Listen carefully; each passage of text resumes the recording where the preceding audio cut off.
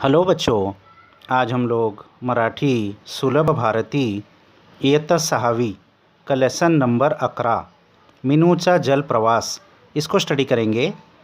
मिनूचा जल प्रवास यानी मिनू का पानी में से सफ़र। जल यानी पानी, प्रवास यानी सफ़र। मिनू ये एक छोटी सी मछली का नाम है। ये दरिया में से तैरते हुए समुद्र में गई थी। उसी का प्रवास का, उसी के सफ़र का डिस्क्रिप्शन बहुत अच्छे से इस लेसन में दिया हुआ है। तो चलो हम लोग इसको रीड करते हैं। एक होती नदी, एक नदी थी, तिच्यात होते खूब खूब पानी, उसमें बहुत बहुत पानी था। निड़े निड़े, ठंडगार व स्वच्छ। निड़े निड़े यानी ब्लू कलर का, निड़ा ब्लू। ठंडगार बहुत ही ठंडा, स्वच्छ बहुत साफ़ यानी बहुत ही साफ़ सुथरी ठंडी नदी थी वो। इतके स्वच्छ कि वरून पाहिले की तळाची वाळू दिसायची। इतना साफ़ पानी था कि ऊपर से देखने पर उसके तड़ यानी उसके बेड की जो वाळू यानी रेत होती है वो भी दिखती थी। इतनी साफ़ नदी थी। गोल गोल गोटे दिसायचे, अनसुडसुड पोहणारे छोटे मासे ही दिसायचे। गोल गोल गोटे यानी गोल गोल पत्थर होते हैं जो नदी में, वो भी दिखते थे उसके तल के। और सूड़ सूड़ पोहनारे छोटे मासे ही दिसायचे, और छोटी छोटी मछलियाँ जो सूड़ सूड़ करके तैरती थी वो भी दिखती थी।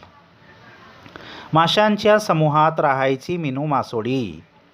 तो इन्हीं मच्छियों के समुदाय में रहती थी मीनू मासड़ी यानी छोटी मछली मीनू। मासड़ी छोटी मच्छी।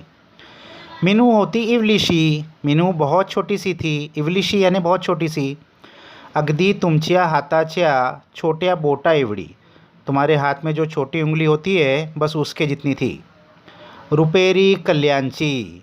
इतर मासे तिचे खूब खूब लाड करायचे। बहुत ही अच्छी दिखती थी वो, तो बाकी सब मछलियाँ भी उसको बहुत लाड करते थे, बहुत प्यार करते थे। तिला क्षणभर ही नजरे आड होऊ द्यायचे नाहीत। उसको एक पल के लिए भी अपने नज़र से दूर नहीं होने देते थे। पण मीनूला नदीच्या त्या खोलगट भागात राहायचा कंटाळा आला होता। लेकिन मीनू को नदी के उस एक ही हिस्से में रहकर बहुत ही कंटाळा आ गया था, उसको नई चीज़ चाहिए थी। ती आईला विचारायची, वो माँ को पूछती थी, विचारने पूछना। आई, एवढा पानी रोज़ कुठे जातं? इतना सारा जो नदी का पानी बह रहा है तो ये बहकर कहाँ जाता है? आई म्हणायची, मीनू, पुढे मोठा समुद्र आहे त्यात जातं। माँ कहती थी कि मीनू, आगे बहुत बड़ा समुद्र है, समंदर है, उसमें जाता है। आई, समुद्र केवढा असतो? तो मीनू पूछती थी, माँ, समुद्र कितना बड़ा होता है? मीनू पूछती थी। मला माहीत नाही बाळ, आई म्हणायची। मुझे नहीं पता बच्चे, माँ कहती थी। मीनू मधून मधून विचार करायची, खरेच केवढा असेल बरे समुद्र? तो मीनू बीच बीच में सोचते रहती थी, विचार करने सोचने। खरेच केवढा असेल बरे समुद्र? ये समुद्र आखिर कितना बड़ा होगा? रोज एवढे पाणी त्यात जमते म्हणजे खूपच मोठा असणार, आणि खूप खूप खोल ही। रोज़ इतना पानी जब उसमें जाके मिल रहा है तो बहुत ही बड़ा होना चाहिए, और बहुत ही गहरा भी, खोल गहरा। असे केले तर, ऐसा करूँ मैं तो समुद्रच बघून आलो तर, वो समुद्र ही मैं देख कर आऊँ तो। आनंदाने तिने टुनकन उड़ीच मार ली। तो ये सोचकर उसको इतनी खुशी हुई कि उसने एक बहुत कूदी मारी। एक दिवस मुसळधार पाऊस पड़ू लागला। तो एक दिन क्या हुआ, बहुत ज़ोरों में बारिश होने लगी। जमिनीवरून पाण्याचे लोंढे वहायला लागले। ज़मीन पर से पानी के बहुत बड़े बड़े बहने लगे। पानी जब बारिश होती है तो पानी की स्ट्रीम्स छोटी छोटी बन के बहती है, तो बहुत सारी स्ट्रीम्स बन के बहने लगी। नदी से पानी गड़ उड़ले। तो नदी का पानी उससे क्या हो गया, गंदा हो गया। ज़मीन पे से पानी जाता है तो मिट्टी सब लेके जाता है। मासे बावरून एकमेकांना शोधू लागले। मछली लोग सब एक दूसरे को ढूंढने लगे, पण कोणीच कोणाला दिसेना। लेकिन किसी को कोई नज़र नहीं आ रहा था। पानी वेगाने वाहत होता, और पानी भी बहुत तेज़ी से बह रहा था। बारिश में नदी का पानी बहुत तेज़ी से बहता है। या गोंधळात मीनूची व आईची चुकामुक झाली, व पाण्याबरोबर मीनू ही गिरक्या घेत निघाली। तो इस गड़बड़ में मीनू और उसकी माँ बिछड़ गए। चुकामुक झाली, एक दुसरे से बिछड़ गए। वो पाण्याबरोबर मीनू हुई गिरक्या घेत निघाली और पानी के साथ मीनू भी गिरक्या घेत गोल गोल घूमते हुए आगे चले गई, बह गई पानी में। खूब वेळ ती अशीच पोहत होती, बहुत देर तक वो ऐसे ही बह रही थी पानी में। मीनू ने हड़ूच तोंड उगड़ले तो मीनू ने आहिस्ता से अपना मुंह खोला। जब पानी थोड़ा शांत हो गया, थू थू सगड़े सगड़े खारट पानी। मुंह खोलते ही साथ क्या किया उसने, थू थू, सब खारट पानी यानी सब सॉल्टी वाटर था। अय्या म्हणजे समुद्र समुद्र म्हणतात तो आला की। वो बहुत खुश हो गई क्योंकि उसकी माँ ने बताया था समुद्र का पानी खारा होता है। तो उसने क्या कहा, समुद्र समुद्र म्हणतात तो आला की। अरे समुद्र समुद्र जितना मैंने नाम सुना था तो वो तो आ गया।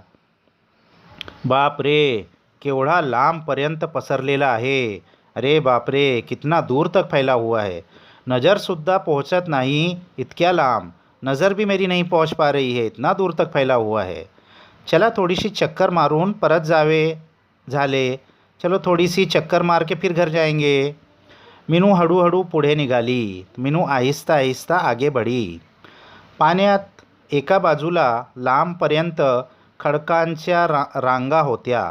तो पानी में एक साइड में लांबपर्यंत बहुत दूर तक खडकांच्या पत्थरों की रांगा होत्या। लाइन से पत्थर फैले हुए थे दूर तक। त्यांतील एका खडकावर फुलेच फुले होती। उसमें से एक पत्थर पर फूल ही फूल थे। नदीच्या पाण्यावर तरंगायची तशी, नदी के पानी में लहलहा रही थी। पानी जैसा बह रहा था तो वो फूल भी उसमें लहलहा रहे थे। मीनूला गंमत वाटली, मीनू को बहुत ही फ़नी लगा। ती हळूहळू पुढे निघाली, वो आहिस्ता आहिस्ता आगे बढ़ी। लाल, गुलाबी, अंजिरी फुले, किती छान छान रंग होते त्यांचे। क्या क्या कलर के फूल थे, लाल, गुलाबी और अंजिरी, ऐसे बहुत अच्छे अच्छे कलर के फूल थे। इतक्यात तिची एका विचित्र माशाशी टक्कर झाली। इतने में उसकी एक अजीब ही मछली से टक्कर हो गई। त्याचे तोंड घोड्यासारखे होते व पोटाला पिशवी होती। उसका चेहरा घोड़े के जैसा था और उसके पेट में एक थैली थी, पिशवी थैली। त्यात छोटी छोटी पिल्ले बसलेली होती, उसमें छोटे छोटे बच्चे बैठे हुए थे। मीनूला क्षणभर हंसूच आले। मीनू को एक पल के लिए तो हंसी आ गई इतना अजीब जानवर देख के। कोण तुम्ही, तुम कौन हो, तिने विचारले। उसने पूछा, पण तो पिवळा मासा काहीच न बोलता हळूहळू पुढे गेला। लेकिन वो पीले कलर की जो मछली थी वो कुछ नहीं बोलकर आगे आहिस्ता आहिस्ता चले गई। एवढ्यात तळाकडून आवाज़ आला। इतने में तड़ यानी वो जो पानी का बेड होता है नीचे ज़मीन, वहाँ से आवाज़ आई। त्याचा नाव घोड़ मासा, समुद्र घोड़ा। उसका नाम है घोड़ मासा, समुद्र घोड़ा। आवाज़ाच्या रोखाने मीनू ने पाहिले। जहाँ से आवाज़ आई थी उस दिशा में मीनू ने देखा। तळाशी एक मोठे कासव बसले होते। तळाशी वो ज़मीन के ऊपर पानी के नीचे एक बहुत बड़ा कछुआ बैठा हुआ था। नदीत असते त्यापेक्षा कितीतरी मोठा, नदी में रहते हैं उससे बहुत बड़ा था वो। मीनू लाटांच्या पायऱ्या उतरत त्याच्या जवळ पोहोचली व म्हणाली।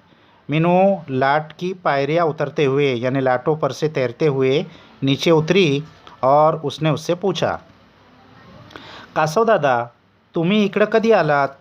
अरे कासव दादा, कछुआ दादा, तुम यहाँ कब आ गए? मी तर इथंच राहतो, ते म्हणाले।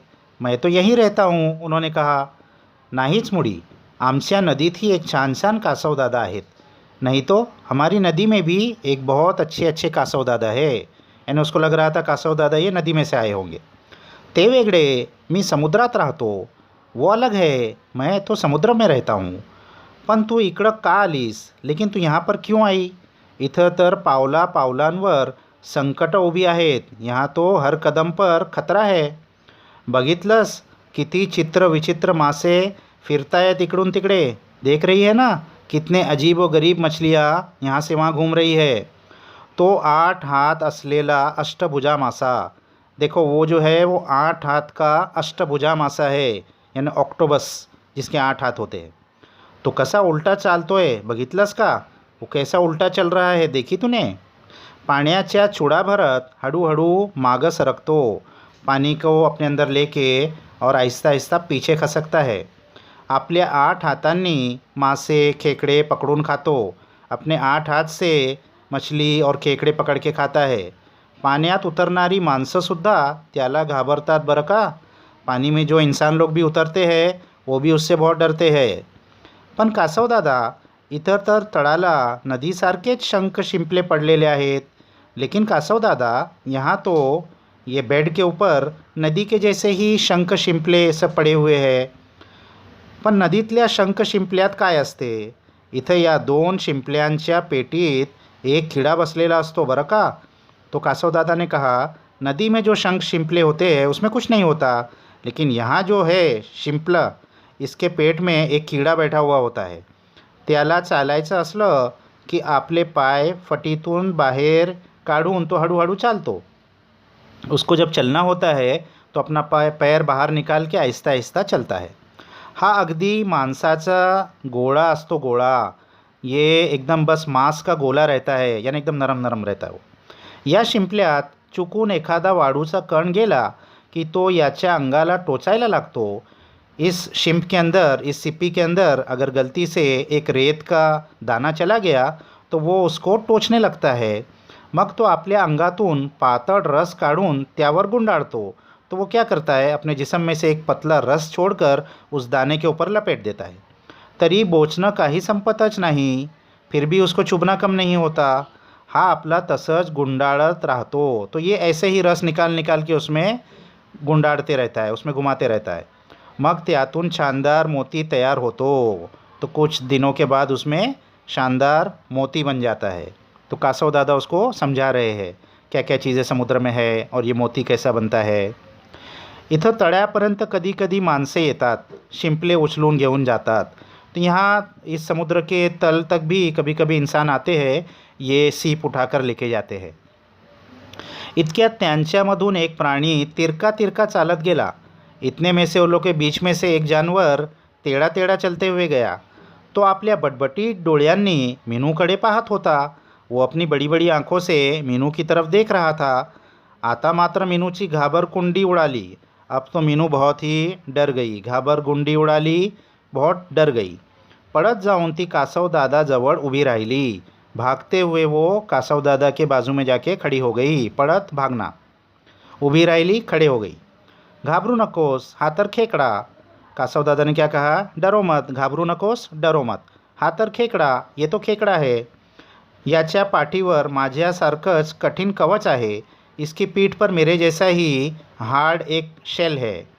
त्यामुळे शत्रु याच्यावर हल्ला करू शकत नाही. इसकी वजह से दुश्मन इस पर हमला नहीं कर सकता. याला 6 तर कधी 8 पायही असतात. इसको 6 तो कभी 8 पैर भी रहते हैं. तरी पण बेट्याला सरळ मात्र चालता येत नाही. फिर भी देखो इसको सीधे चलने नहीं आ रहा है. तोंडाजवळ 2 नांग्या असतात. इसके मुंह के पास 2 डंक होते हैं. त्यामुळे त्याचं संरक्षणही होतं व त्याला भक्ष्यही पकडता येतं.